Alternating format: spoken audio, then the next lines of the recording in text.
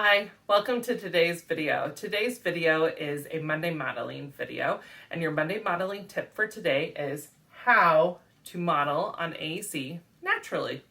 So if we're going to model on AAC naturally, that means simply that we are going to embed our aided language input that we provide into our daily routine. So across environments, across subject areas if we're in school, and across communication partners.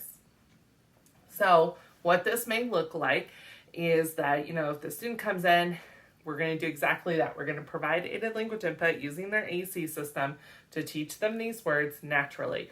So if I'm having a conversation with another human adult, and the student is right by me, I'm going to be providing some of that aided language input. As I'm talking to them, I'm going to teach them these words and how to use them for different functions of communication just naturally.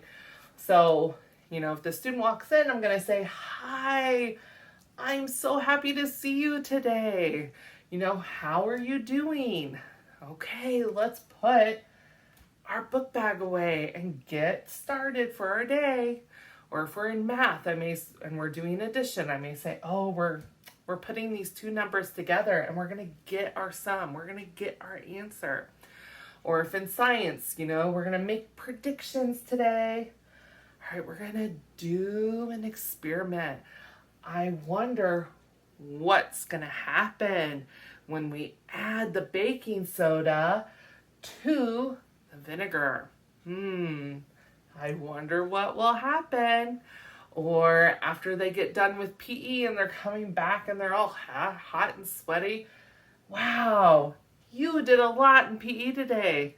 It looks like you are tired because you're sweating and your shoulders are drooping. You look like you're tired now." If we're in art, we could talk about how different textures of the things that if we're molding clay or playing with Play-Doh or doing paint and doing finger painting, we could talk about how it feels. Or if we made a picture, we could talk about how looking at that picture makes us feel.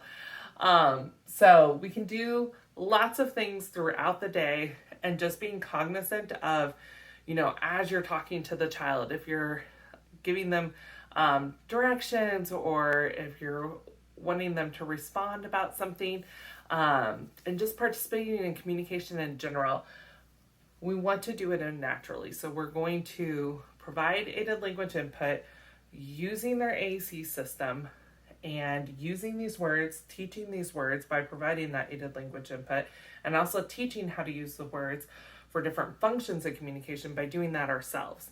And we can do that naturally throughout our day.